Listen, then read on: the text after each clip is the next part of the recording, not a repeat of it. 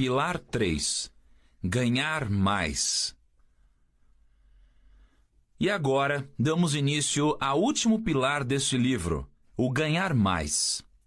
Começando de forma direta, saia da linha de produção. O assalariamento é uma característica central do modo de produção capitalista. Uma maneira acadêmica de explicar isso é dizer que, enquanto empresários detêm os meios de produção, podem se apropriar do excedente produzido pelo proletariado que, desprovido dos meios de produção, sobrevive pela venda da sua força de trabalho em troca de um salário. Compreender sem melindres essa equação é primordial para que fique claro quais mecanismos dentro das corporações e dos esquemas de trabalho podem lhe proporcionar chances de receber salários maiores. Ao contrário do que comumente fomos ensinados e repassamos às novas gerações, não é o esforço por si só, aplicado em cada tarefa, que garante um aumento de salário. O que assegura isso são os resultados financeiros que o trabalhador gera para quem detém os meios de produção. É o que chamo de conflito entre esforço e mérito. Se alguém ganha mais, é porque teve mérito. O caminho que o levou ao resultado positivo, o esforço, faz parte de uma história que não interessa a quem lhe paga um salário ou compra algum serviço da empresa.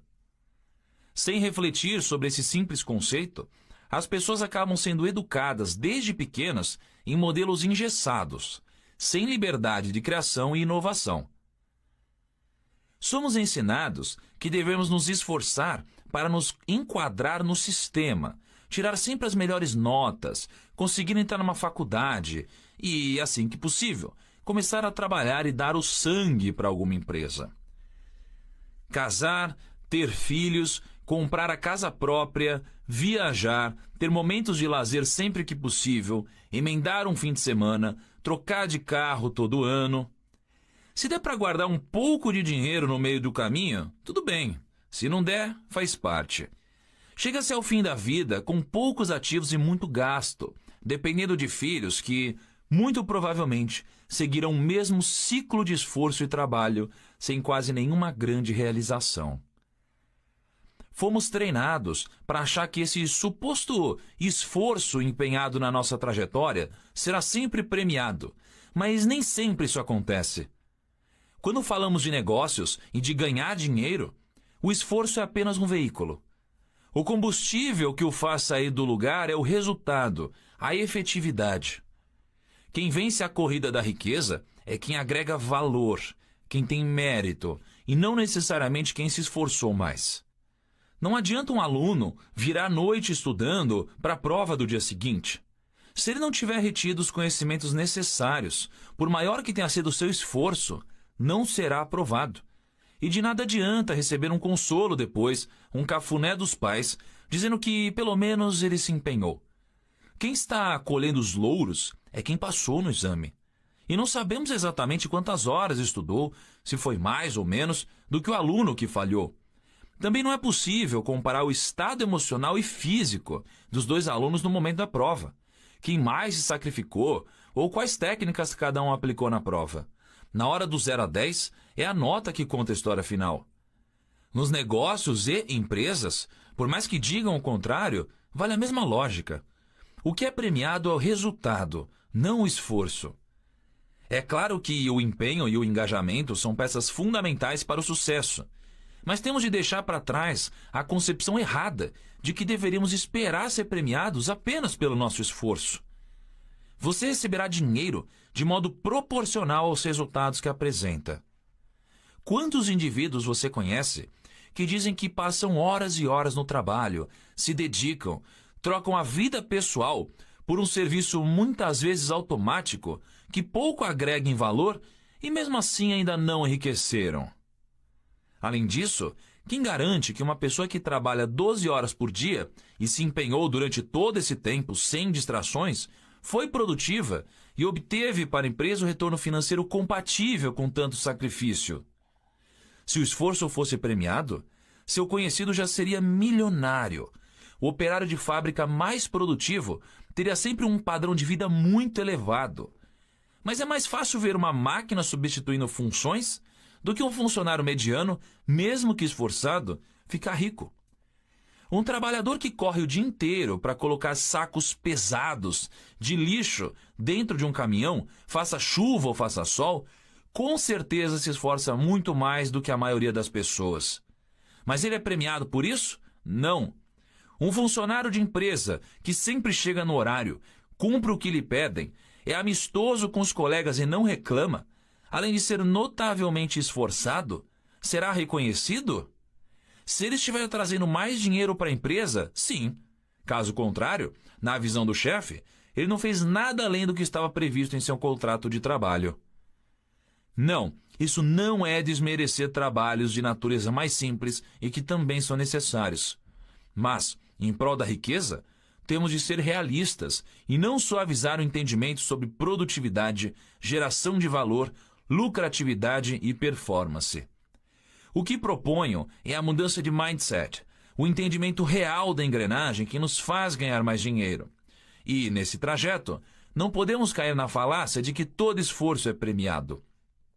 O esforço pelo esforço não gera riqueza. O que gera riqueza é o mérito. Com base nessa sabedoria, entendemos por que muita gente, mesmo repleta das melhores intenções, afirma que a meritocracia é um mecanismo injusto, pois ela não avalia as condições sociais pré-existentes e o esforço de cada indivíduo para atingir determinado resultado, seja bom ou fraco. Mas não somos nós que determinamos quem será o maior merecedor das coisas. Quem faz isso é o mercado. E ele só olha para resultados, não para o caminho trilhado. Recentemente, o jogador de futebol Neymar Júnior foi vendido pelo Barcelona ao Paris Saint-Germain pelo estratosférico valor de 222 milhões de euros, ou, pela cotação da época do acordo, 821 milhões de reais. O salário dele fica acima dos 30 milhões de euros por ano, equivalente a mais de 9 milhões de reais por mês.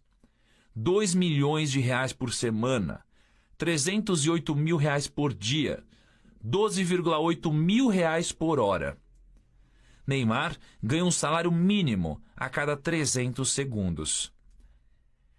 Além da inevitável inveja que esses números despertam, muitas pessoas esbravejam, abre aspas, é imoral que um único sujeito ganhe tanto dinheiro enquanto outras pessoas passam fome, e que um médico ou um professor receba apenas um salário normal. Fecha aspas. Mas a resposta para essa equação é bem simples. Nenhum professor ou médico do mundo é capaz de gerar montanhas de dinheiro chutando e cabeceando uma bola. Só o Neymar e outros jogadores do seu porte. Dotado de talentos raríssimos, Neymar se tornou milionário pelo montante de dinheiro que traz a todos que estão à sua volta, ao time, às marcas que o patrocinam.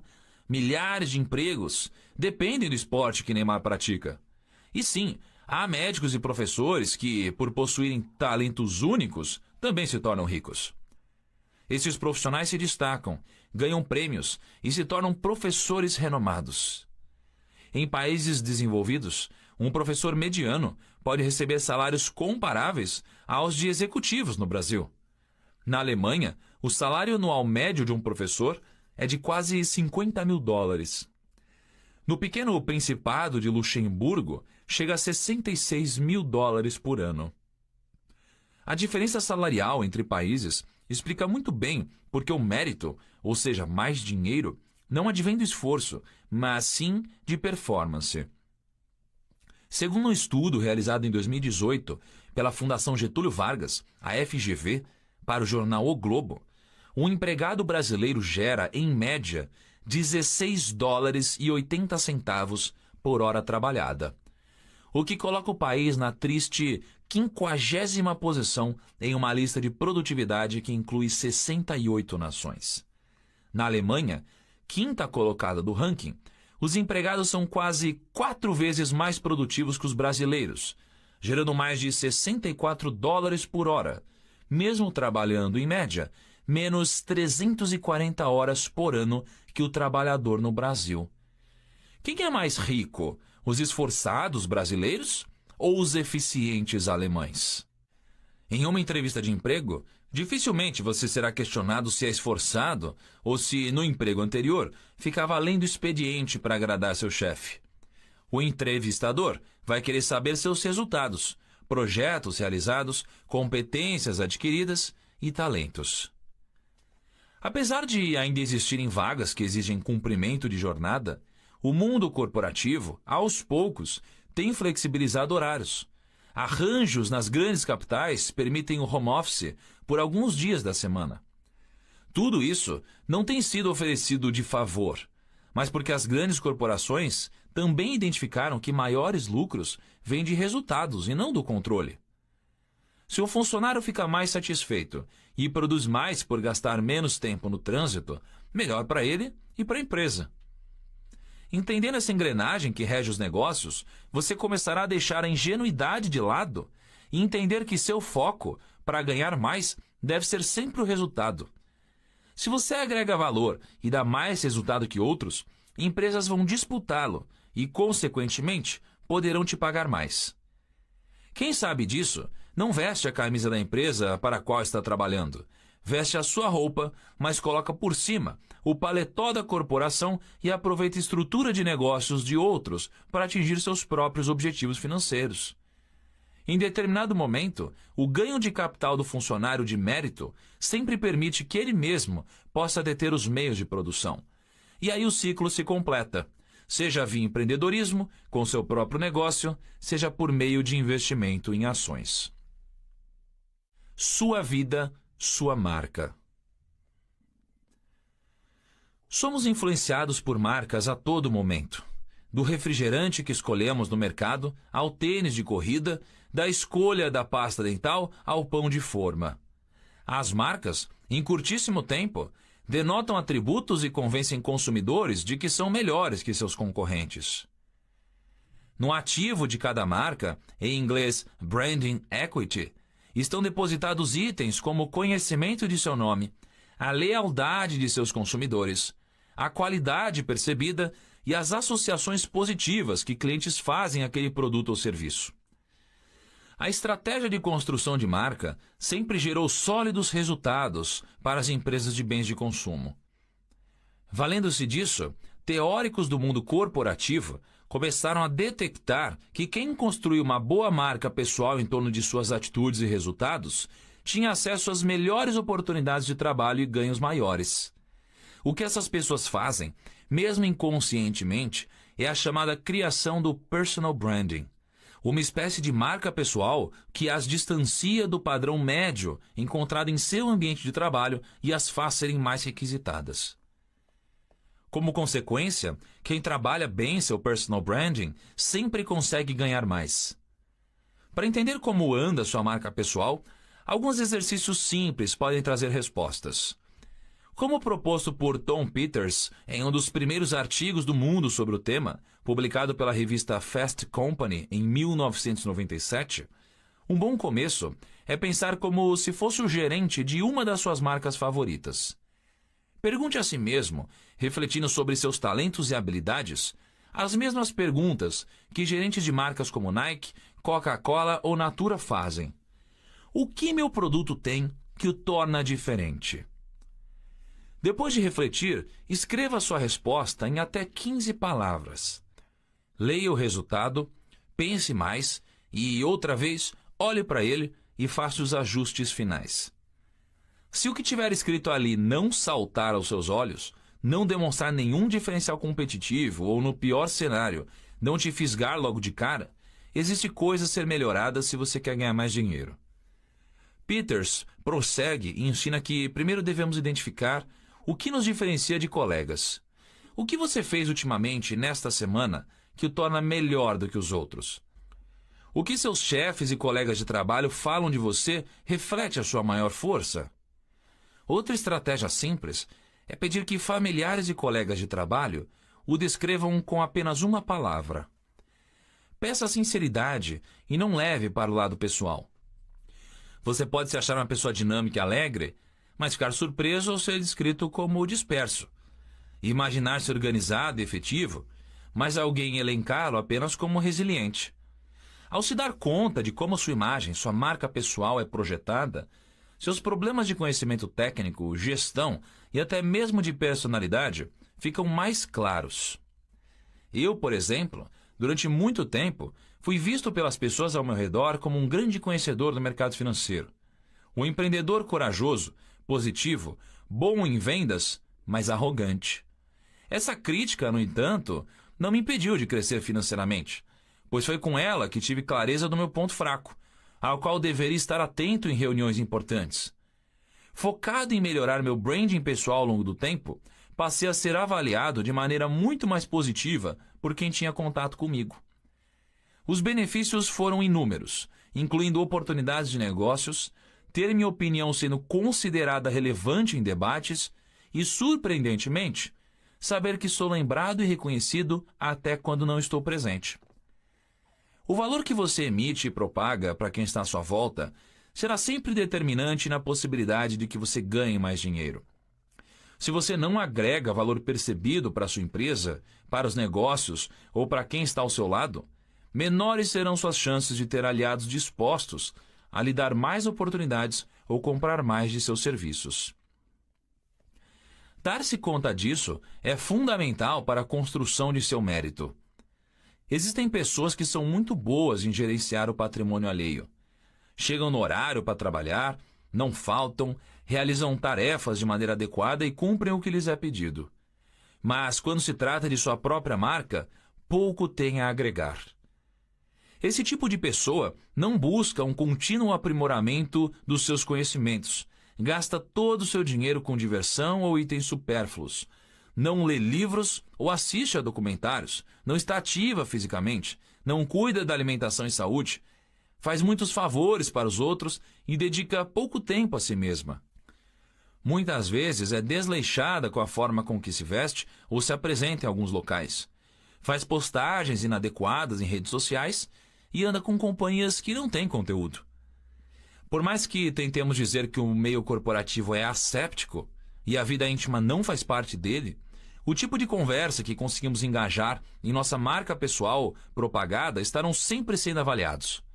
E se você não tem uma marca forte e positiva, será sempre ignorado durante as grandes tomadas de decisões, mesmo aquelas que impactam sua vida dentro da empresa, como uma mudança de cargo. A reflexão sobre nossa marca pessoal também é um grande passo para a construção de um plano estratégico de carreira.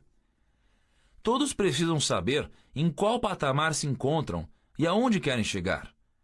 Com essas ferramentas em mãos, volte seus olhos para todas as suas ações e atitudes, habilidades técnicas e postura. Quais livros estão na sua estante? O que sai da sua boca em rodas de conversa? Reveja suas redes sociais, os e-mails que envia, quais oportunidades apareceram em seu entorno e que não foram direcionadas para você, mas para alguma outra pessoa. Compare entre as marcas de vocês e entenda em quais pontos um colega pode ter tido vantagem. Será que, como produto, você está posicionado com uma embalagem legal? A validade está em dia? E se você perceber que seu tipo de talento está em promoção no mercado? Talvez sua marca nem mesmo represente o seu maior talento. Descobrir qual é ele será fundamental para a construção da marca que você quer tornar reconhecida. E é com ele que você pode mudar o jogo a seu favor.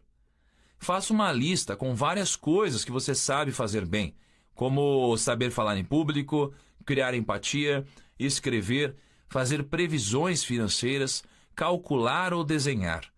Entre tudo que conseguir pensar, com certeza há uma que você saiba melhor do que as outras. E, tenho certeza, se descobrir qual é esse seu talento nato, você se dará conta de que sabe trabalhar com ele, inclusive melhor do que a maioria das pessoas que estão ao seu redor. Existe sempre alguma habilidade que para você é nata ou é executada com mais facilidade. E é nela que pode estar o ponto de virada da sua carreira. Joel Moraes, ex-nadador da seleção brasileira e hoje palestrante requisitado para falar sobre o sucesso, dá um exemplo claro da importância dessa identificação do maior talento. Ele disse, abre aspas, quando eu era nadador profissional, era especialista em prova de 50 metros livres. Para você ser considerado um bom velocista, é necessário que cumpra uma série de requisitos ao longo de uma prova que é extremamente rápida e admite poucos erros. Existe a velocidade de reação para pular na água assim que se escuta o tiro de largada, a força e impulso que o atleta consegue gerar ao deixar a plataforma, a explosão das primeiras braçadas, resistência hidrodinâmica, com cada trecho de 10 metros da prova tendo características ímpares. Mesmo numa prova tão curta como essa, eu estudava a fundo qual era a minha melhor habilidade. E logo descobri que a parte em que eu mais me destacava eram os primeiros 15 metros.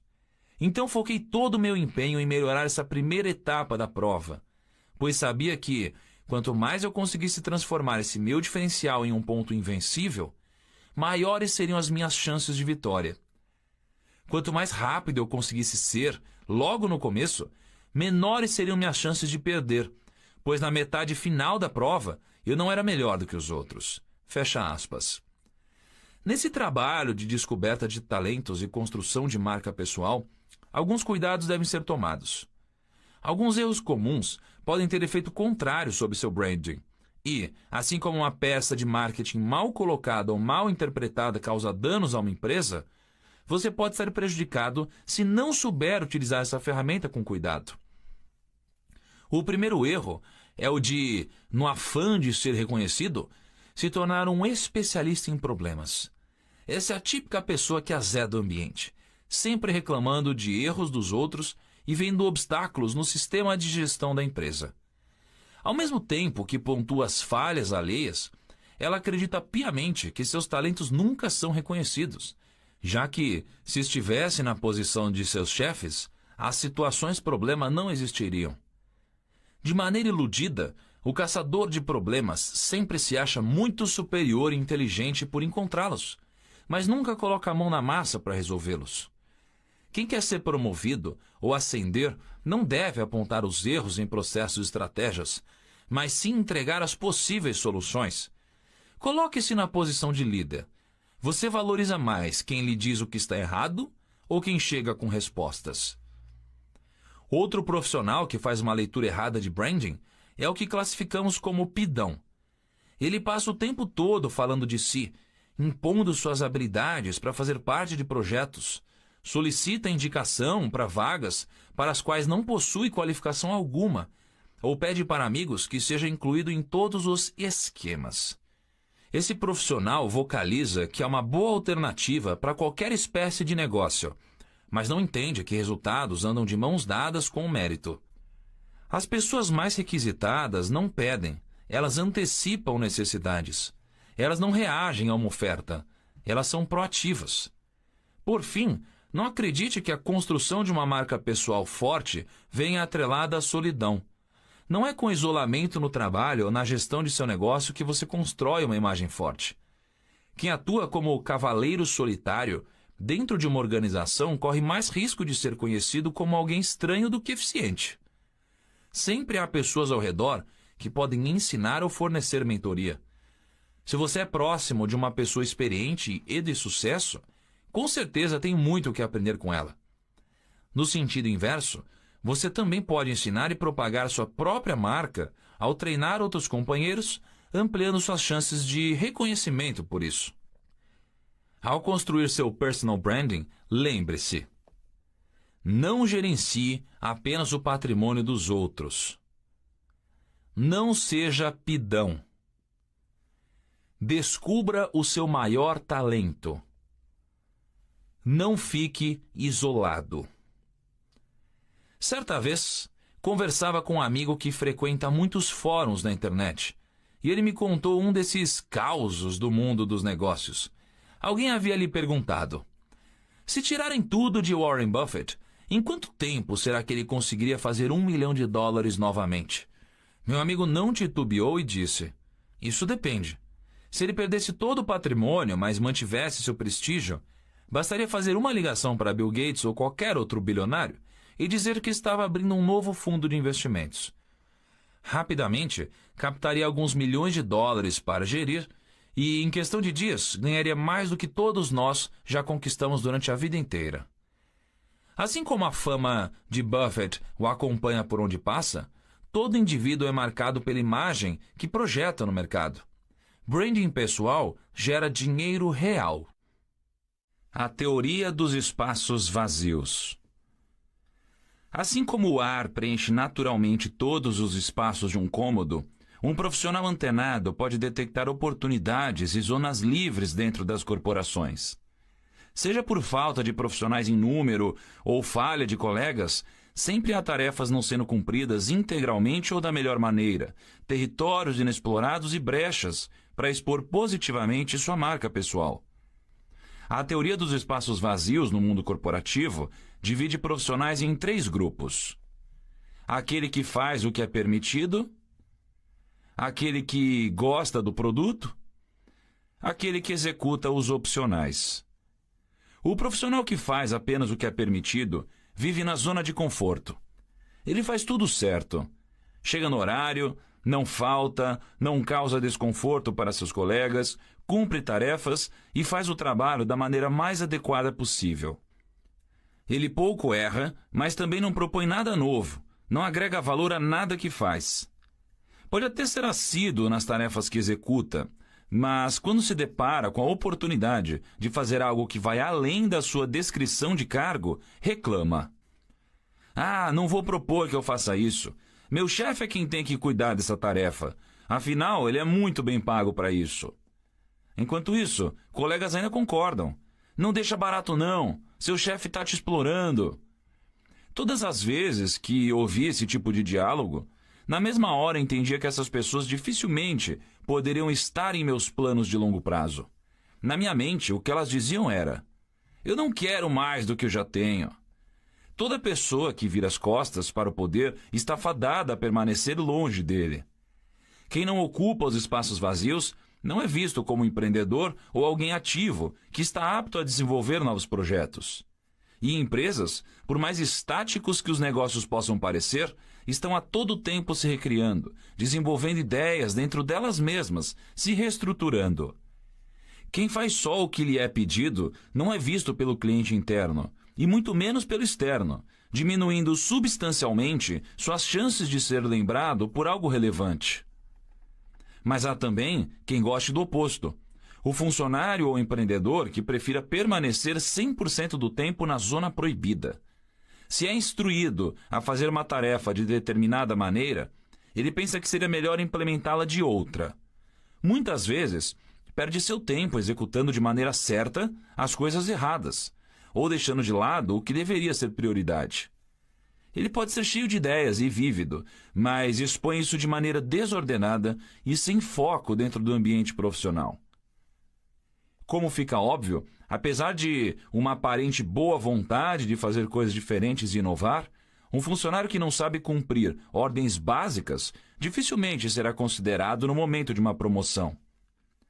E aí, resta aquele que entende que entre seu cargo e a promoção existe um vão que precisa ser transposto. É o tal do espaço vazio, que nunca é preenchido automaticamente.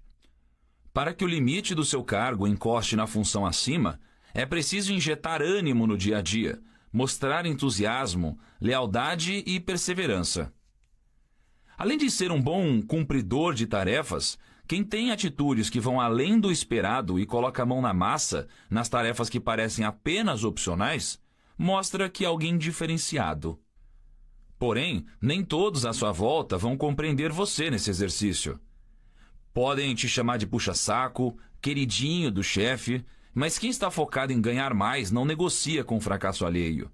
Ignora o ambiente hostil e vai além do que está na descrição de seu cargo. Afinal, seu grande momento dentro da empresa pode não estar no texto, mas no contexto.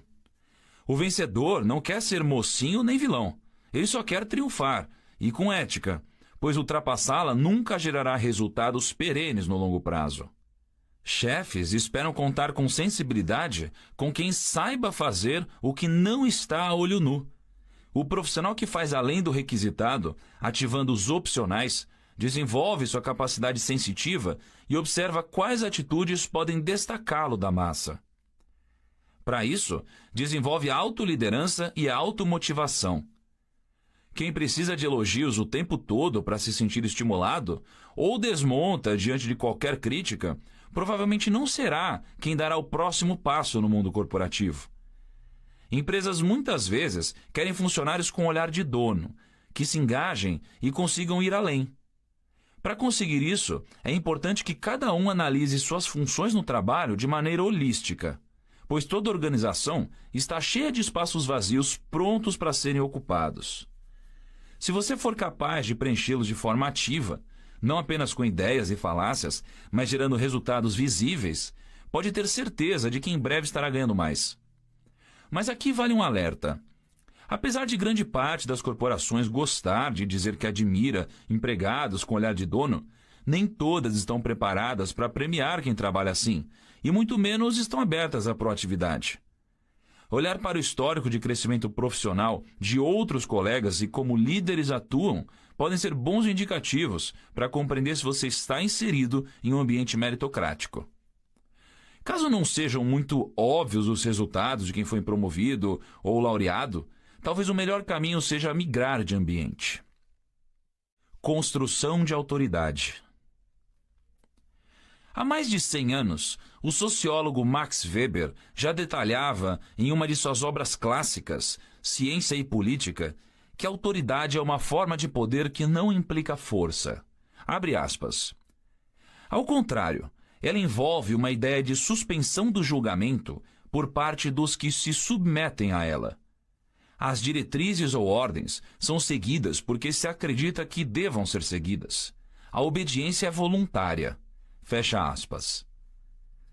Mesmo após tanto tempo, palavras como autoridade, liderança e chefia continuam sendo confundidas no mercado de trabalho e negócios.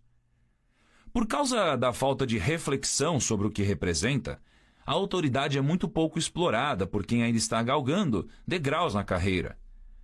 A boa notícia é que, como Weber mesmo disse, você não precisa ser chefe para ter autoridade.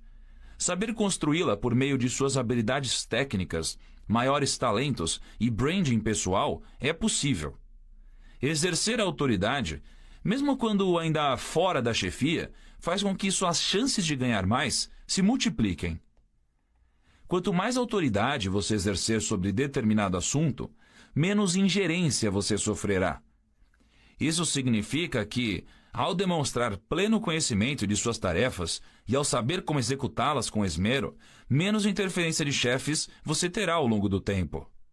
E isso, pouco a pouco, pavimenta o reconhecimento de que você não precisa de comando, mas está apto a passar a tarefa para outro funcionário que ainda precisa aprendê-la, enquanto dedica seu tempo às estratégias para tornar essa prática ainda mais eficiente dentro da corporação. A construção de autoridade passa por diversos níveis. Se você pensa em conquistar um cargo de liderança, deve necessariamente estar preparado para fazer dela sua aliada. O primeiro passo para isso é dissecar quais aspectos fazem parte das exigências para quem, atualmente, gerencia sua área de atuação. Isso não significa que você queira tomar o lugar de alguém que está acima de sua hierarquia ou vá prejudicá-la. Essa análise pode ir além de sua corporação e envolver pesquisas em concorrentes e empresas com funções correlatas. A questão é trabalhar em prol das suas aspirações, estar preparado para o momento em que as oportunidades surgirem, pois elas sempre aparecem. Num primeiro momento, todos somos anônimos para a liderança. Em equipes muito grandes e dispersas, pode ser difícil encontrar alguma maneira de se destacar na multidão ou fazer algo que demonstre plena habilidade nas mais diversas áreas. A questão é que, quase sempre, quem está no comando não tem tempo para ensinar sobre autoridade. Ele está preocupado com a gestão, o resultado final, e pode não deixar tão claro que você tem liberdade de fazer mais do que lhe é pedido. Conquistar autoridade é uma decisão pessoal. Fica entre a escolha de se manter acomodado, apenas atendendo ordens, ou ocupar os espaços vazios. Deixar esse anonimato pode ser simples, mas não menos desafiador. O primeiro passo é liderar a si mesmo, fazer com que sua eficiência aumente para que serviços que pareçam complexos para os outros sejam completados mais rapidamente por você. Se o chefe pede um relatório para daqui 7 dias, você o entrega no terceiro.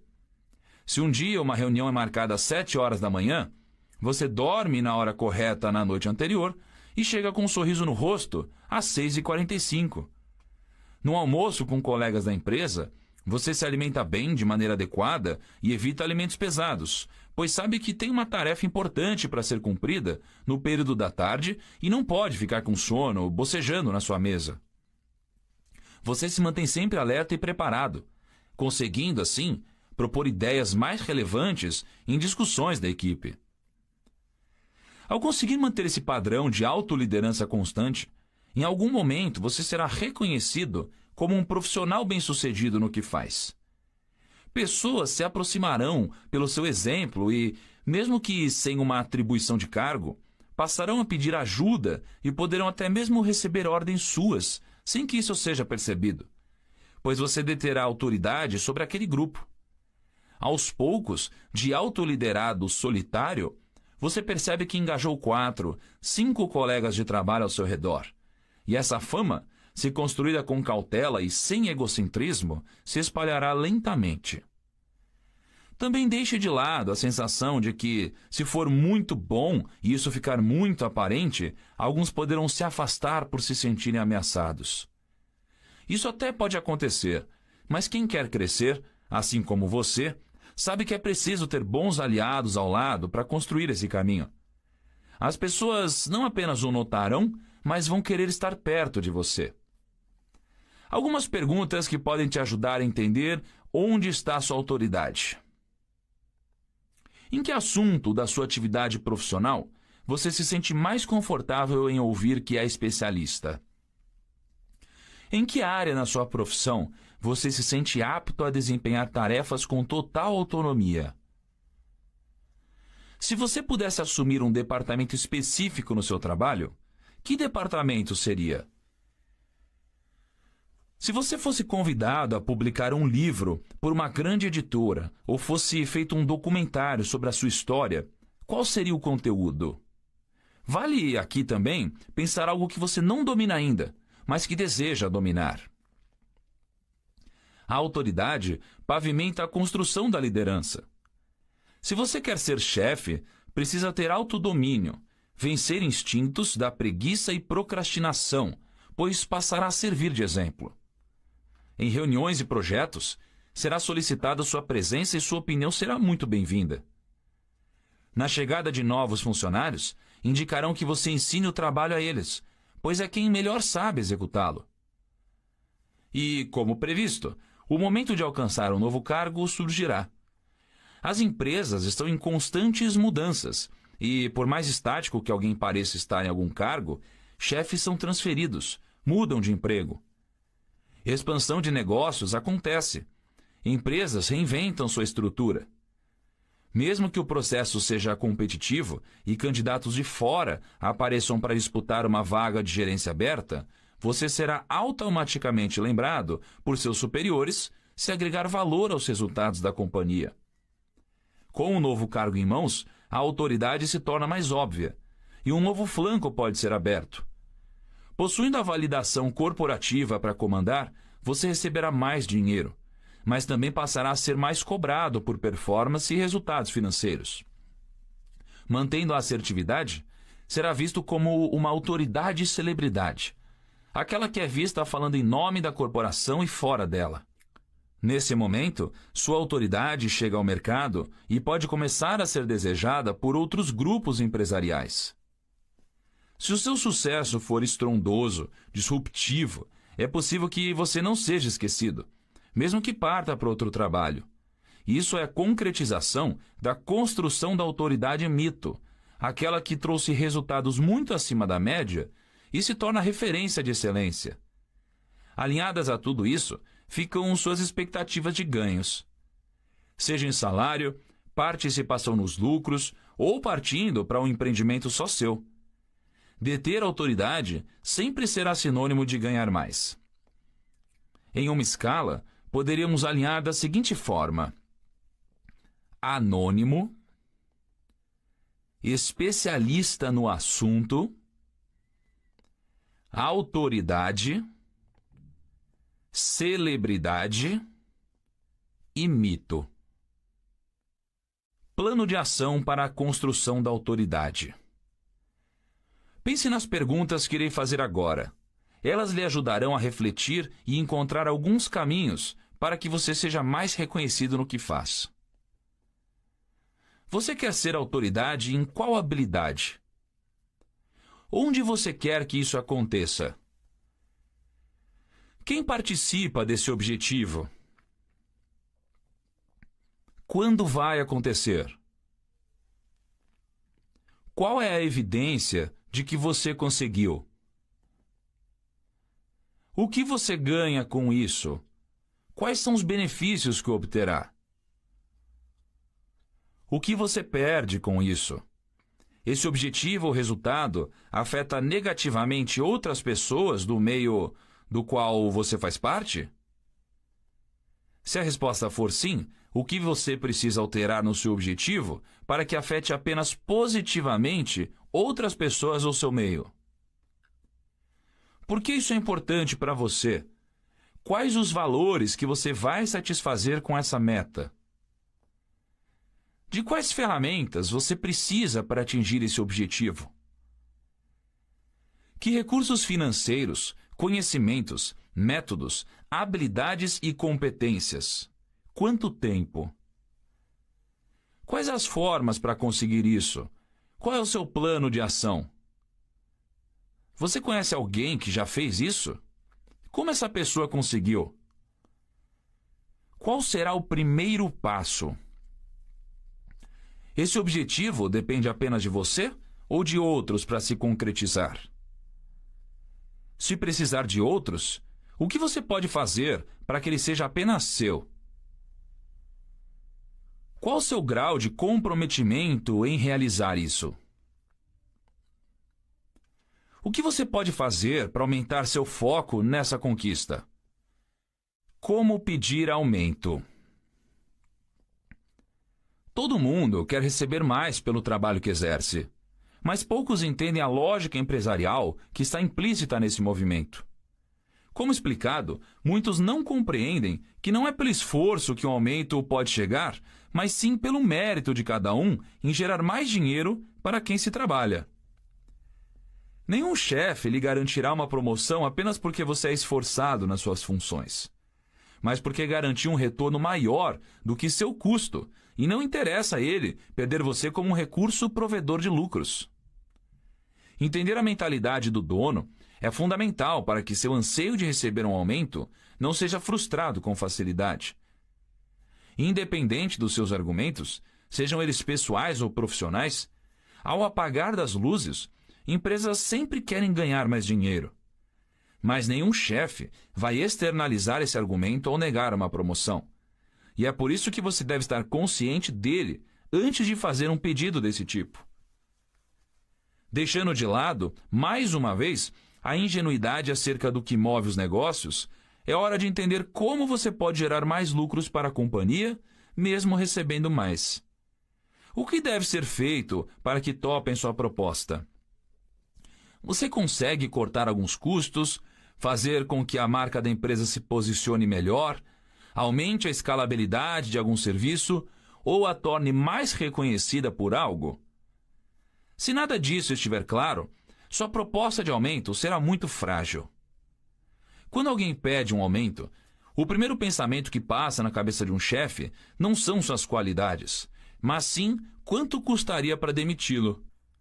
Se você pede mais, saiba que está sujeito a passar por uma avaliação muito mais dura sobre seus resultados.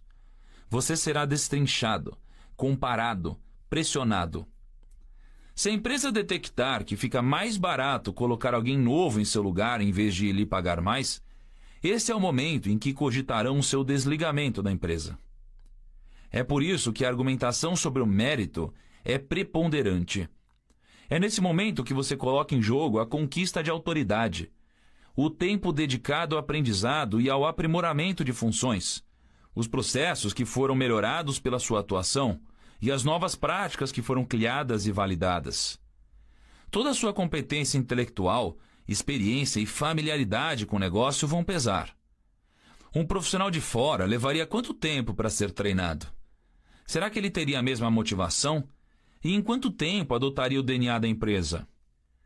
Não chegue à mesa de negociação sem estar preparado para tudo isso. E não transforme o pedido em uma guerra. Ele deve ser feito mais em forma de diálogo e comunicação do que de imposição. Pois pode ser que, mesmo avaliando seu merecimento, a empresa não esteja pronta para, naquele momento, lhe dar um aumento. E aí entra a forma com que você vai apresentar a discrepância entre o seu salário e o que é pago no mercado. As provas de que o valor que você agrega é muito maior do que está sendo pago a você. Muitas das objeções que você poderá sofrer podem ser previstas, e respondê-las com coerência também lhe dará mais chances de conquistar o objetivo de ganhar mais. Mas, repetindo, não confunda esse momento com a hora de mostrar qual foi o seu esforço. Argumentos sobre como você sempre cumpriu seus horários, executou as tarefas pedidas e foi cordial não servem de nada. Isso tudo já era esperado de você ao ter sido contratado e simplesmente faz parte da descrição de seu cargo. Ter concluído algum curso ou o famoso MBA, por exemplo, não pode fazer parte de um contexto vazio. Apresentar um diploma sem detalhar por que ele trouxe mais dinheiro para a companhia não terá validade alguma. A verdade é que os donos do negócio estão pouco se importando com seu desenvolvimento profissional, se isso não estiver diretamente relacionado às chances de obterem maiores rendimentos. Para conquistar um aumento, a negociação tem que ser vista muito mais como um convênio do que uma simples mudança de contrato. No primeiro, chega-se a um acordo que é bom para todos. No último, existem cláusulas em que cada um apenas defende seu lado. Não deixe de entender os planos da empresa. Peça um prazo e direcionamento claro da companhia sobre seu pedido. Se seus argumentos forem sólidos, com certeza uma resposta rápida chegará até você. Caso contrário, talvez você perceba que é o momento de ganhar mais em outro lugar. Não se venda por hora. Seguindo as leis trabalhistas brasileiras, um trabalhador pode ter uma jornada semanal máxima de até 44 horas. Apesar de, no Brasil, salários serem regidos por um pagamento mensal, não é difícil calcular quanto vale a hora trabalhada de cada um. A questão é que, quanto menos operacional for a função, há menos clareza sobre o valor de cada minuto gasto no trabalho, e isso é uma grande vantagem para quem pretende ganhar mais. Um gerente de operações, por exemplo, pode gastar minutos para resolver o mesmo problema que um analista na mesma área. Um publicitário ficar horas divagando sobre um produto para, em poucos segundos, alcançar o insight necessário para uma campanha de sucesso e só então começar a desenvolvê-la. Como medir o valor de cada hora deles se a forma como executam o trabalho pode ser totalmente diferente? Trabalhos que não são feitos de pura repetição quase sempre podem ser pagos via desempenho e não por hora trabalhada. Com esse conceito em mente, você pode começar a aproveitar melhor seu tempo e entender que a sua hora não vale, em absoluto, o valor exato da divisão de sua jornada de 44 horas semanais. Em números, se eu recebo um salário de R$1.000, considerando uma média de 21 dias úteis no mês, chego à conclusão de que ganho, por hora, R$ 5,4. Mas, se eu executo minhas tarefas em 30 horas semanais e não em 44, o valor da minha hora terá saltado para R$ 7,9.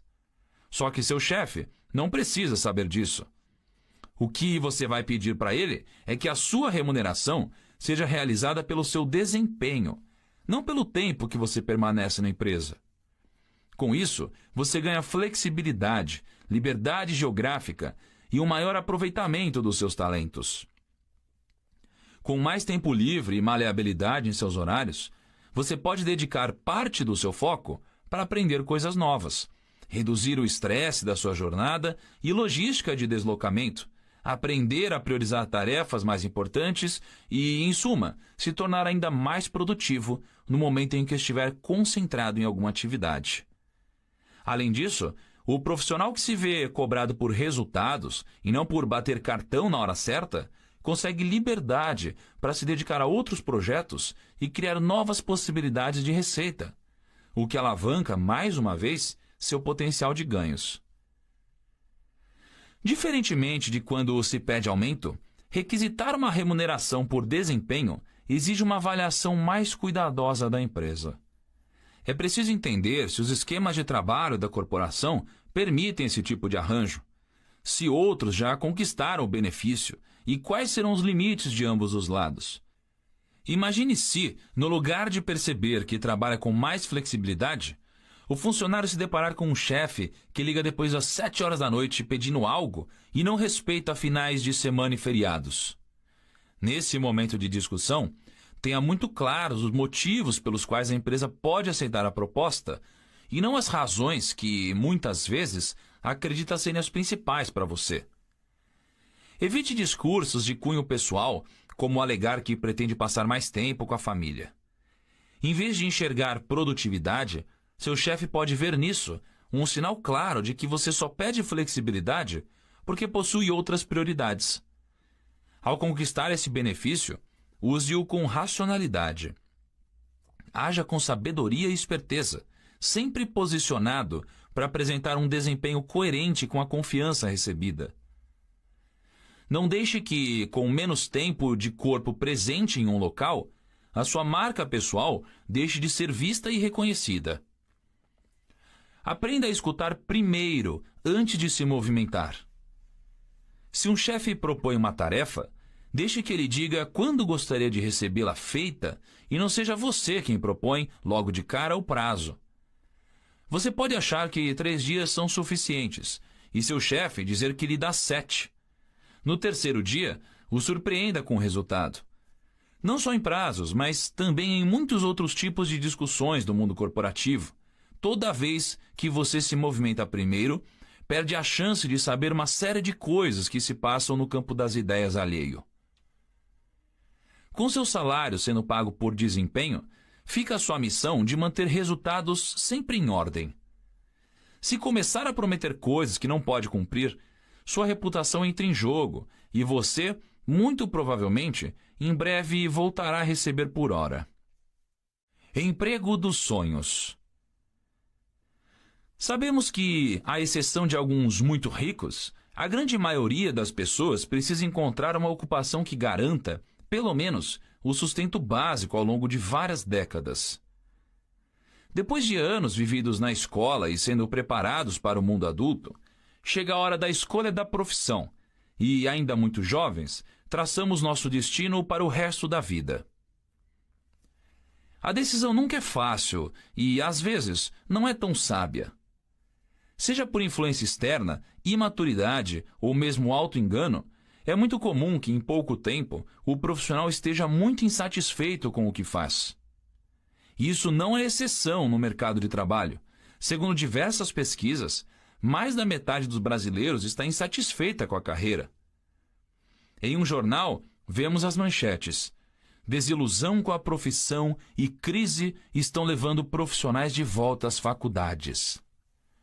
Num site de notícias, você lê coisas como 72% das pessoas estão insatisfeitas com o trabalho, aponta a pesquisa.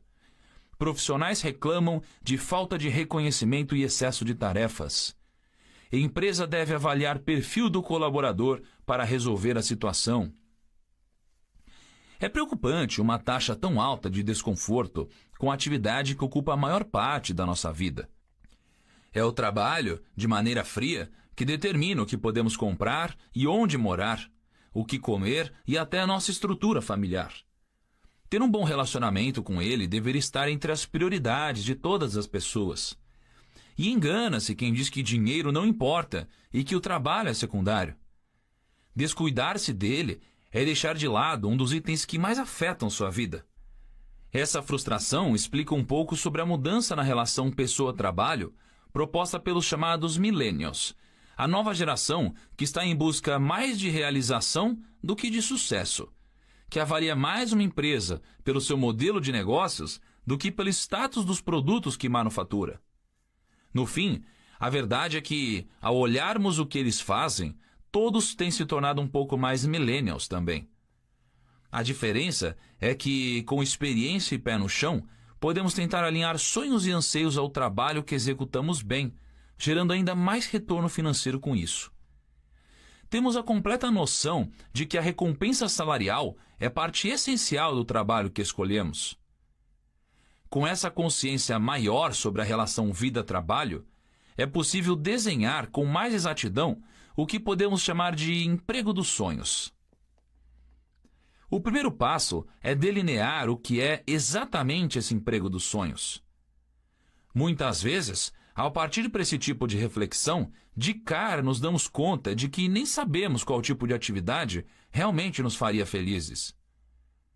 Em termos práticos, fica mais fácil começar pelo reconhecimento do modelo de trabalho que se encaixa mais com seu perfil. Há quem acredite que o emprego dos sonhos é aquele que lhe proporciona liberdade de tempo, sem exigir ponto ou horários a serem cumpridos todos os dias. Para alguns, pode ser um que não pague por hora, mas por resultado e performance, abrindo mão de um salário fixo para ficar com comissões. Para outros, pode ser que o emprego dos sonhos ainda nem exista em alguma empresa e seja preciso formatá-lo do zero, empreendendo. A performance e o empreendedorismo, inclusive, estão entre as melhores estratégias para se ganhar mais. Porém, pouquíssimas pessoas se sentem seguras com essas formas de trabalho. Será que a pouca previsibilidade, porém com chances de maiores ganhos, faz parte do seu sonho? Realizado esse desenho mental do emprego ou tipo de trabalho almejado, é hora de identificar onde ele se encontra. Se é dentro da sua organização ou em outro setor, se ele exige alguma transformação radical na sua carreira ou, caso verta para o empreendedorismo, se está sendo realizado por um concorrente. É importante conhecer como funciona na prática o que você sonha e, a partir de exemplos reais, saber qual será a sua forma de conquistá-lo. Com o reconhecimento e a validação do sonho nas melhores práticas existentes, parte-se para a administração dos riscos de se buscar tal transição. Ao contrário do que se pensa, o risco está em todo lugar, até mesmo nos empregos considerados mais estáveis e, por isso, não é preciso fugir dele, mas sim estar preparado para enfrentá-lo.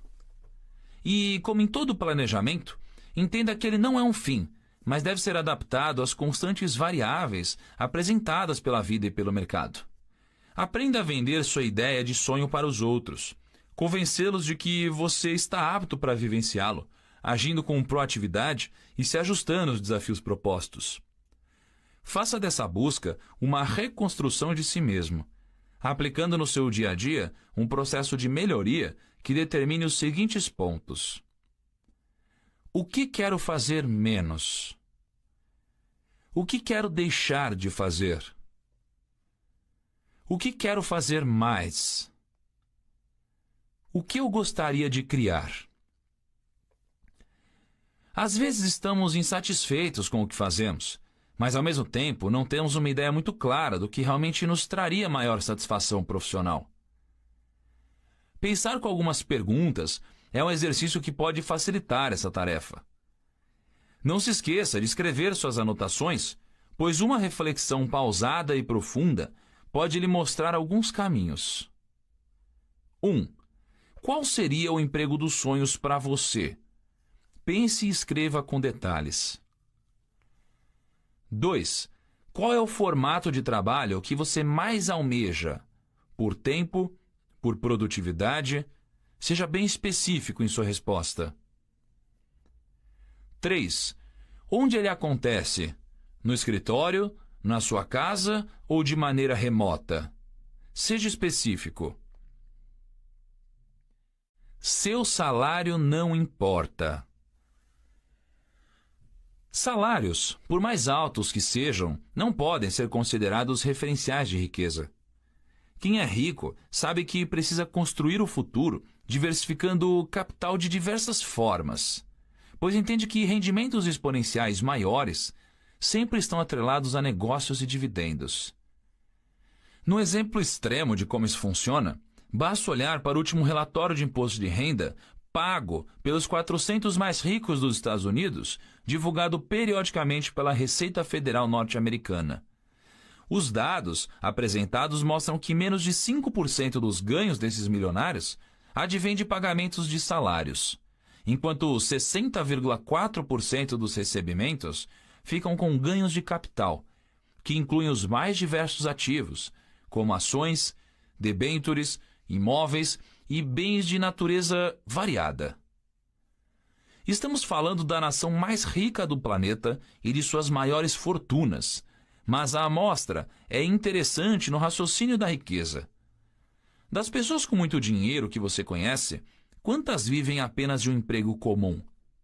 Mesmo as que são assalariadas, o que fazem com parte do que ganham? Trabalhar pelo lucro é melhor do que trabalhar pelo salário.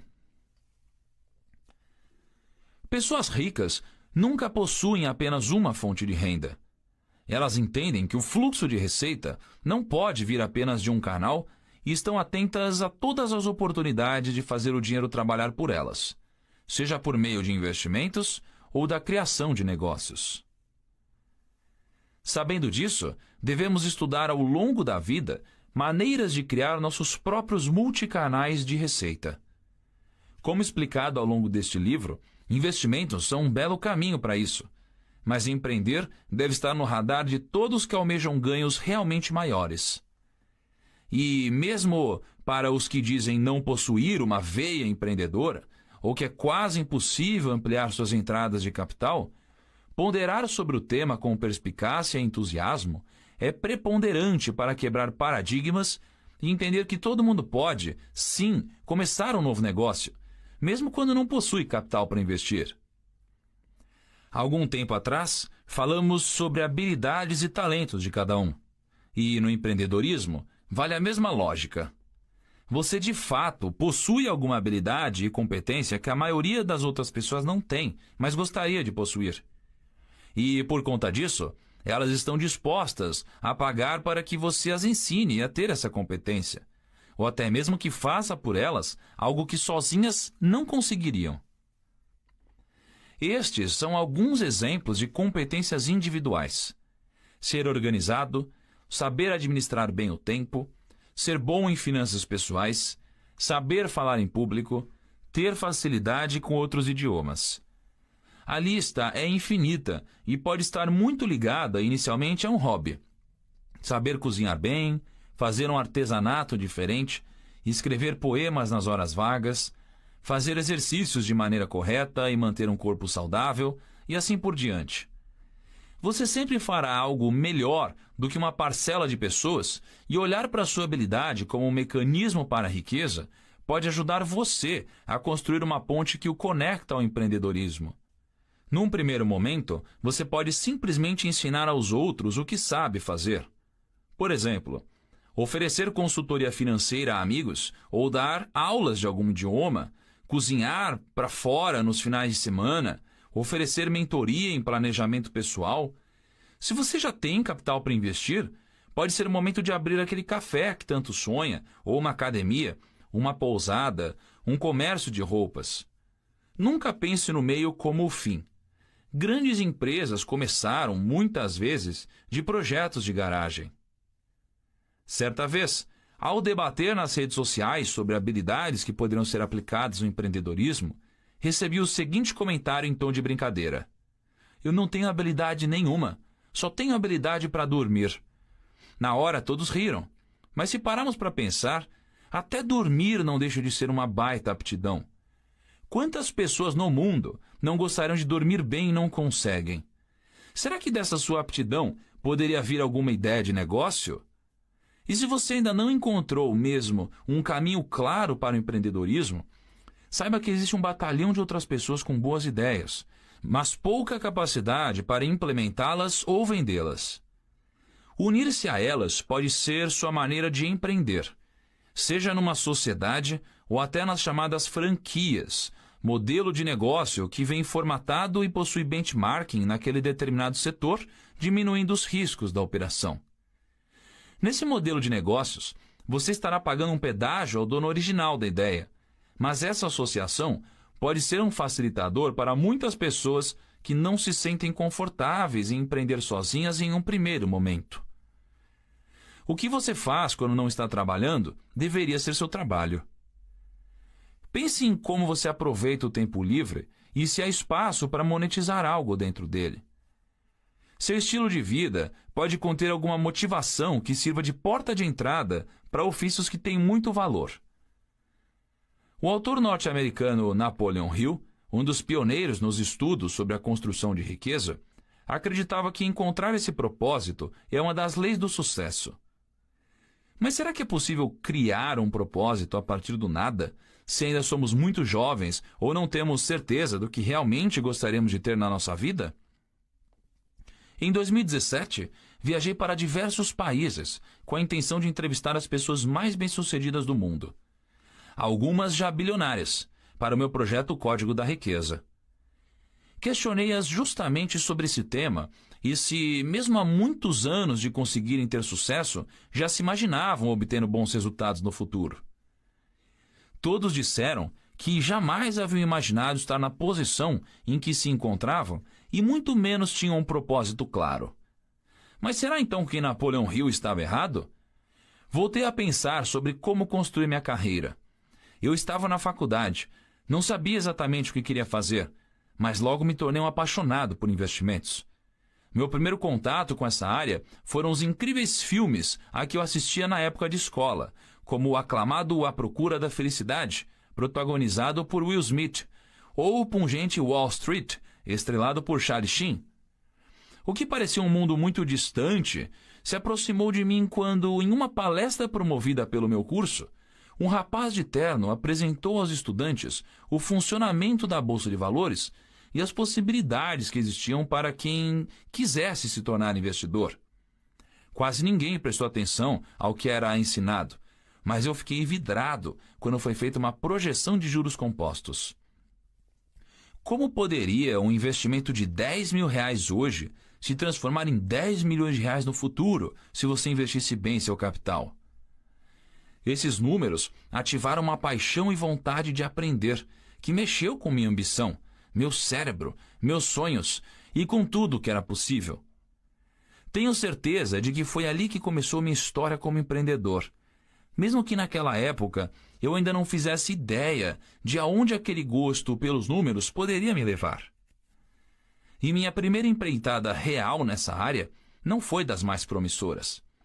Recebi de meus pais um grande incentivo, R$5.000, para que eu aprendesse a me virar e criar oportunidades para buscar minha independência. Minha primeira ideia foi ir junto com meu pai conversar com o gerente do banco onde eles tinham conta. Lembro até hoje da minha ingenuidade e da cara de pau do gerente. Coloque todo esse dinheiro na poupança.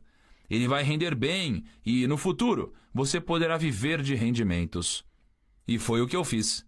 Segui ordens de alguém que, por mais que estivesse representando uma grande corporação, não estava com o futuro em jogo. Sendo jovem, logo fiquei impaciente e, após alguns poucos cálculos, percebi que o discurso sobre ficar rico com a poupança não fazia sentido algum. E parti de cara, sem me planejar, para o extremo oposto, a renda variável. Saquei com confiança tudo o que tinha e me apeguei ao que lembrava dos filmes. Aqueles engravatados, cheios de dinheiro, investindo em negócios absurdos na Bolsa de Valores e rapidamente construindo fortunas. Com ganância e sem preparo, corri para abrir minha primeira conta em corretora e fiz diversos aportes, sem nenhum embasamento teórico de mercado. Em poucos dias, houve uma turbulência na bolsa e me vi desesperado, com o pequeno patrimônio que eu tinha se transformando em poeira. No afã de conquistar tudo muito rápido, realizei operações de alto risco no mercado de opções, sem fazer ideia do que isso representava. E perdi tudo, de uma vez. Confesso que minha primeira reação foi ficar desolado, mas logo me dei conta de que haveria outro caminho a ser trilhado, e por eles passavam o estudo e a paciência. Me afundei em apostilas e cursos, obtendo certificações financeiras e correndo atrás do meu primeiro emprego no mercado financeiro, que depois me guiou para o empreendedorismo. Dessa minha empreitada, absorvi 8 grandes aprendizados. 1. Você vai querer o caminho mais fácil. Antes de conseguir minha primeira vaga no mercado financeiro, fiz entrevista em todos os bancos de investimentos que você pode imaginar e dos quais eu tinha ouvido falar, seja no trabalho ou até mesmo naqueles filmes famosos do setor. Credit Suisse, Hedging Grifo, Goldman Sachs, Itaú BBA, entre tantos outros. Fui negado em todos. Em um desses grandalhões do mercado, inclusive, fui chamado para uma entrevista, que foi agressiva e pouco receptiva a um jovem que estava ali animado para conquistar um trabalho. Eu havia sido humilhado pelo diretor que me entrevistara. Sem rodeios, ele disse de forma ríspida que, por cursar uma faculdade reconhecida apenas na área de marketing, sem tradição no mercado financeiro, eu estava inapto para trabalhar ali. Assim como o mercado quis me jogar para baixo, muitos tentarão dizer que você não é capaz. Mas isso não me afetou. Segui olhando para frente sempre, e cada fracasso era guardado na minha estante de aprendizados sobre como reagir à desconfiança e evitar erros comuns. A primeira oportunidade profissional chegou, e numa indústria bem diferente da qual eu imaginava, numa famosa fábrica de chocolates. Na gigantesca multinacional Hershey's. Aproveitei cada segundo de imersão no mundo corporativo para galgar experiência, postura e bagagem, que me levariam ao meu sonho, que era o mercado financeiro. Continuei ouvindo muitos nãos e cheguei a pensar que talvez o melhor seria seguir o caminho mais fácil e aceitar que deveria trabalhar apenas na indústria que primeiramente me acolheu. Mas o sonho não me deixou. E persisti nos estudos em busca de conhecimento, até que, ao participar de um curso chamado Operador Mega Bolsa, promovido pela Bolsa de Valores, na época ainda BMF Bovespa, conheci uma pessoa que se identificou com o meu projeto de vida. Ele me convidou para trabalhar com ele em uma corretora independente. 2. A oportunidade pode vir disfarçada. Temos a tendência de acreditar que toda dieta que começa na segunda-feira será a nossa salvação, e por isso comemos sem culpa tudo o que queremos no domingo. Então a segunda-feira chega, começamos bem, mas logo nos damos conta de que é mais difícil do que parece. No meu caso, também foi assim. Pensei que, ao conseguir finalmente meu primeiro emprego no ramo, seria fácil, pois já estava dentro do seleto clube do mercado financeiro. Nunca me esqueço da alegria de chegar em meu primeiro dia de trabalho, de como a sensação de vitória explodia em meu peito. Fui logo perguntar para a recepcionista onde eu deveria me sentar. Apesar de simpática, ela disse que não fazia ideia. Sozinho, pedindo informação a algumas pessoas, finalmente achei minha mesa e o computador. Liguei a máquina, mas não tinha senha corporativa. E meu cartão de acesso ao prédio? Quem pode me fornecer? Ninguém sabia, e logo me vi em um caos de ansiedade. Eu perguntava qual era a minha função, se alguém poderia me explicar o que eu deveria fazer, e só me respondiam: vá atrás de clientes e os traga aqui para operar, comprar e vender ações. Mas, de fato, como eu conseguiria um cliente? O que eu precisava falar para ele? Como funcionava a plataforma da corretora? E meu salário, como fica? Eu não sabia nada e não tive um mentor para me ajudar. Quem me chamou para trabalhar já estava ocupado com outras coisas e percebi que muitos que estavam à minha volta mal tinham algum propósito para estar ali. Certo dia, cheguei a ver um colega jogando em seu celular, enquanto operações piscavam em seu terminal. Fui absorvendo o máximo que podia, me apegando aos exemplos bons que também havia por ali. Inconscientemente, eu ia modelando minha forma de atuar conforme entrava em contato com alguém que eu admirava, ou fazia o oposto, ao interagir com quem não tinha bons resultados. Se alguém gritava ao telefone e mantinha uma postura ranzinza, eu me esforçava para ser diferente. Havia o colega da balada, que só queria saber de festas e prazeres. E eu notava como ele ficava improdutivo em alguns momentos da semana. Mas também conheci um profissional concentrado e amistoso, sentado no fundo, que já tinha formado uma equipe tinha fotos de família na mesa e estava sempre ganhando muito dinheiro. E ali me projetava. Comecei a observar tudo o que ele fazia, o jeito que ele conversava ao telefone, me aproximava e pedia conselhos sempre que podia. Aos poucos, fui entendendo que precisaria convencer potenciais clientes de que eu era um ótimo conselheiro e entendedor do mercado, instigando-os a abrir a conta deles comigo. Quando esses clientes movimentassem dinheiro, entraria a comissão e eu ganharia parte da receita. Aliás, só depois de algumas semanas descobri o quanto eu ganharia naquele trabalho. Você não tem um salário aqui.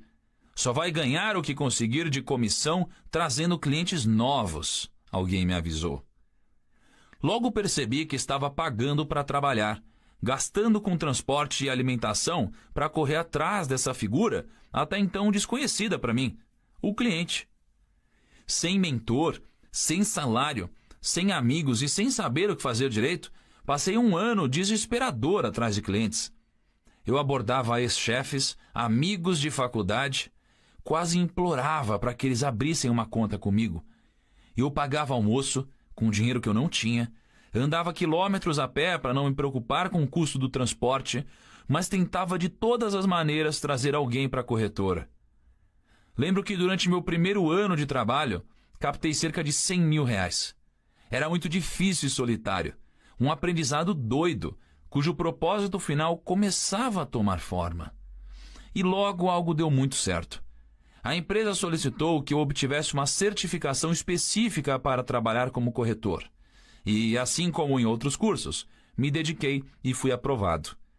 Adicionei essa habilidade ao meu currículo disponível no LinkedIn e em pouquíssimo tempo fui chamado para uma nova entrevista de emprego, desta vez em um escritório ligado à XP Investimentos. Ou seja, se eu não tivesse persistido, mesmo em um ambiente tão hostil, talvez eu nunca tivesse recebido o convite que mudou completamente meu futuro no mundo dos negócios. 3. Trabalhe para aprender. Em meu trabalho no escritório ligado à XP Investimentos, percebi que eles atuavam em um nível de profissionalismo muito mais elevado e arrojado do que eu estava acostumado. Ao ser aprovado, eles me deram 2 opções de salário: trabalhar por uma comissão poupuda ou receber um variável baixo, mas com um salário fixo. Eu, inocente, logo respondi que preferia ter, pelo menos, uma renda garantida. O funcionário disse, ironicamente: se você não acredita que vai conseguir resultado, por que será mesmo que eu estou te contratando? Imediatamente mudei minha opinião e disse que preferia trabalhar apenas por comissão. Afinal, fazia sentido. Eu tinha batalhado muito para estar ali, me preparei com estudos e certificações. Se eu tinha confiança de que era bom, queria ganhar o máximo possível sobre o meu resultado. O único problema é que, talvez, eu passasse muito tempo trabalhando sem receber quase nada, pois ainda estava adquirindo experiência. E foi o que aconteceu.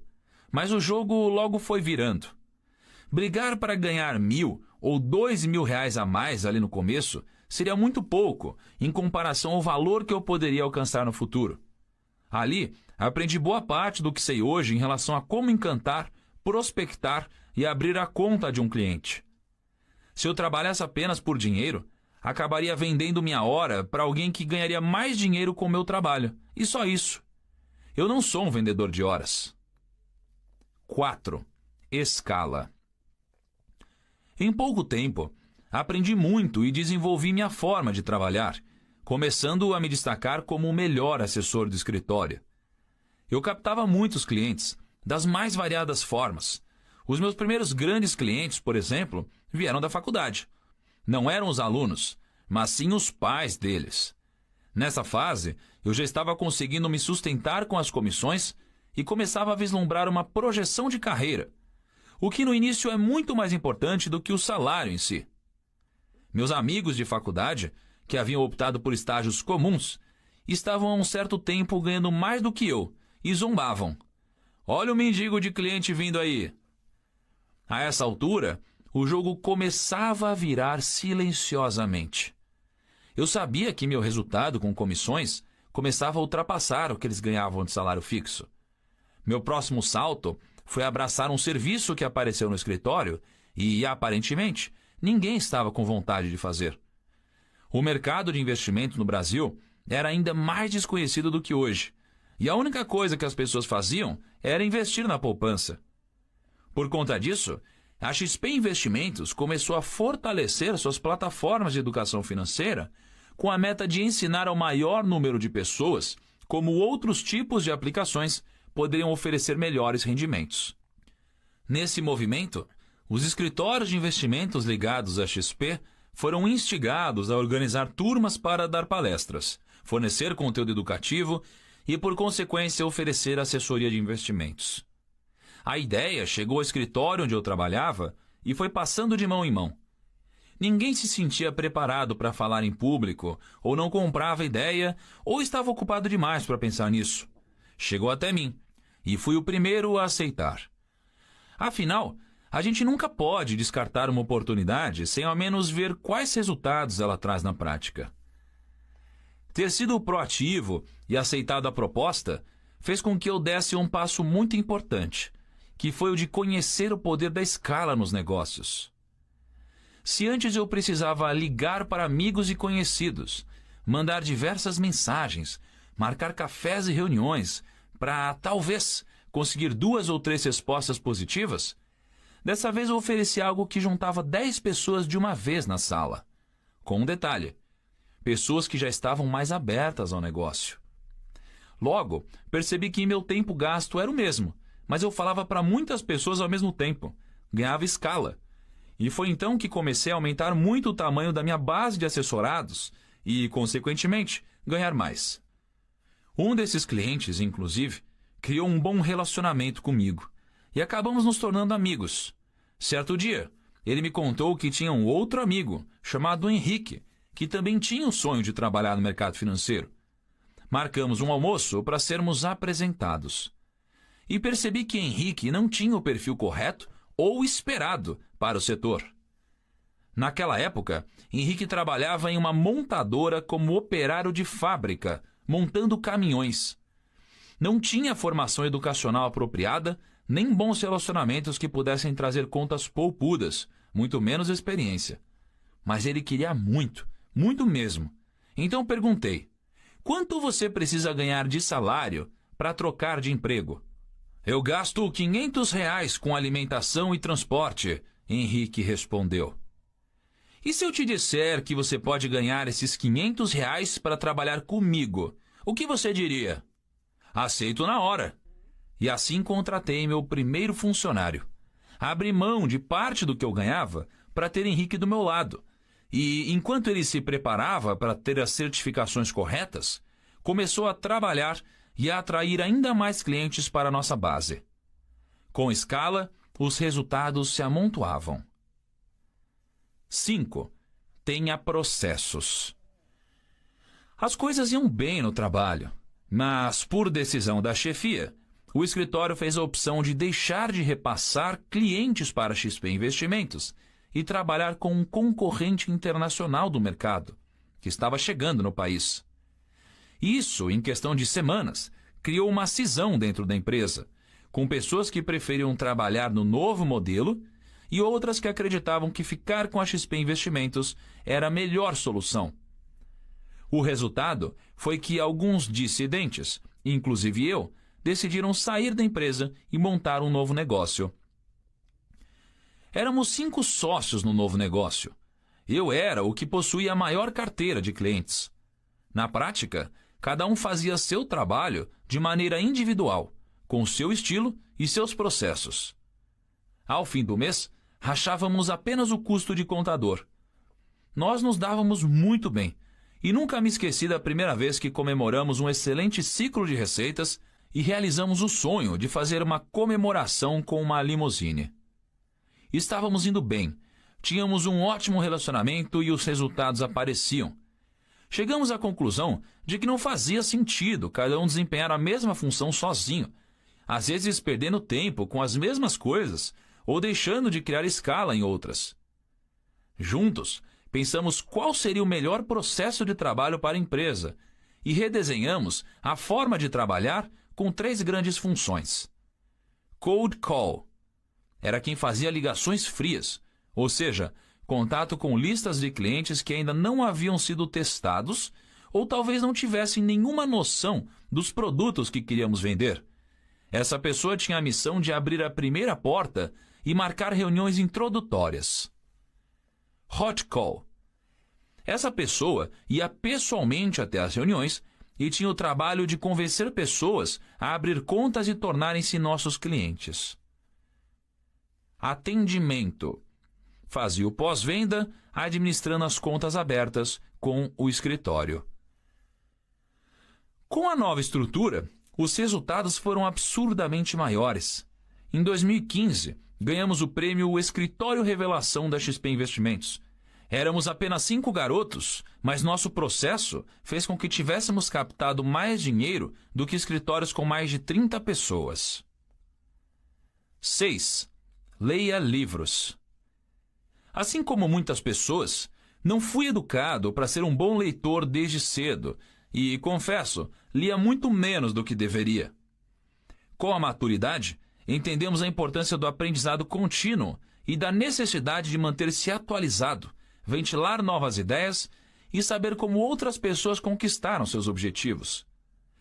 Os livros são ferramentas fundamentais para isso, pois abrem de maneira muito rápida novas possibilidades, pulverizam novidades no mercado e melhoram metodologias. Com meu crescimento profissional, o hábito da leitura começou a fazer parte do meu cotidiano. Muita coisa do que li em livros, mesmo em momentos de relaxamento, foi a chave para tomadas de decisão que impactaram diretamente minha vida. Certa vez, eu estava de férias numa praia paradisíaca e tinha levado comigo o livro Geração de Valor, de Flávio Augusto da Silva, empresário fundador da rede WhatsApp e do Orlando City Soccer Club. A leitura foi tão fascinante que, ao voltar para casa, tomei a decisão de mais uma vez mudar de trabalho e montar meu próprio negócio, dessa vez sozinho. Eu deixaria de ter 22,5% de participação em um negócio grande para ter 80% de uma empresa muito menor. 7. Acredite nas pessoas. O mundo dos negócios pode se mostrar muito ácido em vários momentos, até mesmo no relacionamento com as pessoas. Por ganância ou má fé, muitas vezes somos levados por outros a trilharmos caminhos não tão produtivos. Somos influenciados a tomar decisões erradas, somos passados para trás. Mas a verdade é que, como diz o célebre poema de John Donne, abre aspas, nenhum homem é uma ilha isolado em si mesmo. Todo homem é parte do continente, um pedaço de um todo, fecha aspas. Sempre vamos precisar de parceiros para crescer, e quando fui montar meu escritório sozinho, o Nigro Investimentos, eu sabia que nunca conseguiria tirá-lo do lugar sem uma boa equipe. Até então, quem continuava ao meu lado era o Henrique, a pessoa que, pela força de vontade de fazer algo diferente, se dedicou e provou o seu valor em um mercado totalmente desconhecido para ele. Ele sempre confiou em mim e esteve presente nos momentos mais delicados. Acreditar nele desde o começo fez muita diferença na minha vida. Se eu fosse alguém sem fé no ser humano, provavelmente teria me isolado muito mais e conquistado muito menos. Nesse momento de minha vida, entrei em contato com um antigo amigo chamado Ricardo. Anos antes, havíamos tido uma grande desavença e brigamos. Sabia que ele estava trabalhando para um grande grupo comercial e estava buscando uma nova forma de voltar para o ramo de assessoria. Eu não sabia se nossos pensamentos poderiam convergir de novo, mas conversamos e o chamei para se juntar a mim. Acreditei nele e, de fato, ele estava muito mudado. Meses depois, se tornou um de meus principais sócios. Mente mestra e o ambiente. Quando comecei a Nigro Investimentos, tínhamos pouco mais de 50 milhões de reais em custódia e éramos apenas 2 pessoas. Em cerca de 2 anos, nosso time reunia 30 pessoas e contava com mais de 400 milhões de reais investidos por nossos clientes. Deixamos um escritório compartilhado para ter uma sala só nossa, na Avenida Paulista. Parte desse sucesso veio de nossa metodologia de trabalho, que foi inspirada nos conceitos da chamada mente mestra, ensinados por Napoleão Hill. Sim, aquele mesmo que citei logo no começo da história sobre minha trajetória. Para ele, a mente mestra é algo que pode ser definido como a coordenação de conhecimento e esforço em um espírito de harmonia entre duas ou mais pessoas para alcançar um propósito definido. Um de seus mais reconhecidos pensamentos gira em torno do seguinte tema, abre aspas. É impossível que duas mentes se unam sem que criem, consequentemente, uma terceira força invisível, intangível, comparável a uma terceira mente, fecha aspas. Para Hill, o conceito da mente mestra é suportado por 3 pilares. 1. A soma de todas as mentes de um ambiente cria uma força maior, o poder do efeito coletivo. 2. Todo sucesso não resulta apenas do poder pessoal de uma única pessoa. 3. Um ambiente de sucesso comporta um grupo que opera de forma harmônica com um propósito definido. Na M-Nigro Investimentos, reunimos uma equipe de pessoas que, juntas, conseguiam ter um resultado muito maior do que se trabalhassem sozinhas. Adicionamos a isso um sistema de compensação meritocrático, em que todos entendiam que o resultado era o motor de receitas, e só com ele poderíamos ter lucros compartilháveis. O ambiente, assim, se autoestimulava em prol do desenvolvimento e estimulava ideias positivas e inovação. Estava indo tudo muito bem, até que um grande choque me fez ir de encontro ao pensamento de Hill sobre a importância do propósito para o sucesso. Um dos meus primeiros grandes clientes faleceu por causa de um câncer. A notícia de sua partida foi um choque que me levou a questionar a vida como nunca havia feito. Essa pessoa tinha muito dinheiro, status e bens, mas era extremamente ocupada com o trabalho, acumulava afazeres, estava o tempo todo trabalhando para ter mais dinheiro. Ela não aplicava, na prática, o conceito de que o dinheiro deveria trabalhar por ela, e não tinha uma vida totalmente plena. E percebi que eu, assim como todo mundo à minha volta, tinha o mesmo comportamento. E foi aí que minha vontade de compartilhar conhecimentos sobre investimentos e como esse caminho pode ser libertador se delineou como o meu grande propósito de vida. Vendi meu escritório e foquei minha vida para a comunicação no mundo digital, com a criação do canal O Primo Rico, a primeira das minhas várias iniciativas no campo do ensino. Em vez de afetar 5.000 clientes, agora falo todos os meses com mais de 10 milhões de pessoas sobre dinheiro, investimentos, carteiras e negócios. No fundo, ensino a elas como inverter a origem da riqueza do trabalho para o rendimento, da servidão ao emprego para a busca da liberdade financeira. Até breve, primo. Esse livro foi escrito para dizer que o sucesso não é para todos. Sim, não acredito que o sucesso chegue para quem queira permanecer apoiado em pensamentos convencionais, que não esteja disposto a quebrar paradigmas e se sacrificar em algum determinado ponto. O sucesso não alcança quem deixa a vida levá-lo, pois somos nós que a levamos para onde quisermos. E ela sempre nos impõe decisões complicadas, uma dose de riscos. Já diz a célebre frase de Mark Zuckerberg, criador do Facebook, abre aspas, o maior risco de todos é não correr nenhum risco. Em um mundo que muda rapidamente, a única forma garantida de falhar é não correr riscos, fecha aspas. Nunca havia alguém super em forma sem malhar mais do que a média. Nunca havia alguém de muito conteúdo que não lesse acima da média. Nunca havia alguém gastando bem seu dinheiro sem realizar sacrifícios acima da média. Pessoas medíocres não chegam a lugar nenhum. Elas sempre ficam na média da vida, dos relacionamentos, do aprendizado, do sucesso. É ridiculamente fácil investir melhor. A grande batalha é sempre travada entre nosso cérebro e o coração. Se o coração vence, tomamos decisões que nos fazem sentir acolhidos pela massa.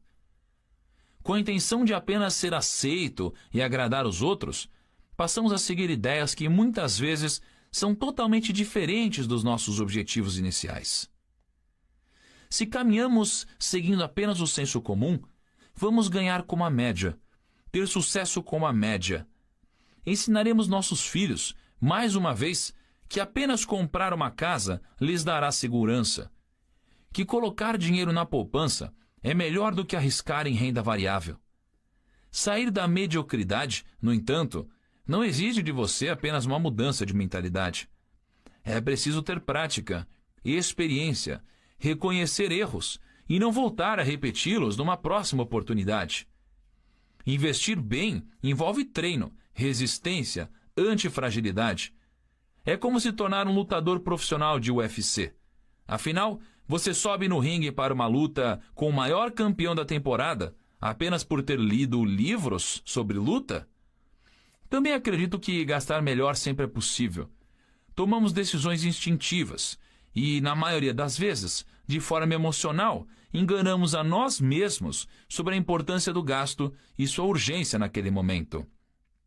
Apesar disso, tirar menos dinheiro da carteira sempre vai ter um resultado positivo no fim, pois sabemos que, se bem aplicado, ele renderá muito mais no futuro. Quando o sacrifício vem acompanhado de um motivador, ele vale a pena. Tentei também dizer aqui que economizar no café ou em centavos pode até deixar você com mais dinheiro, mas não te deixará mais rico. Os pequenos gastos podem acabar com você se acontecerem de forma desordenada, mas é nos grandes gastos que se pode obter o impacto para toda uma vida. Decisões racionais e bem calculadas sempre aceleram o processo de enriquecimento. O segredo para não ficar pobre não está no quanto você ganha, mas sim no quanto você gasta. Por fim, tenho certeza de que o enriquecimento acelerado sempre passa pela via de ganhar mais. Para impulsionar suas receitas, lembre-se do sacrifício, da escala e da meritocracia. O primeiro, porque sem ele você não consegue nem ao menos sair do sofá para trabalhar duro. A escala, pois sem ela não se exponencia ganhos. E meritocracia, pois sem agregar valor, você não pode cobrar mais do que já recebe. Tudo o que foi proposto aqui não exige que você seja previamente rico, tenha vindo de família abastada, tenha recebido uma herança gorda, ou que tenha tido algum estudo especial.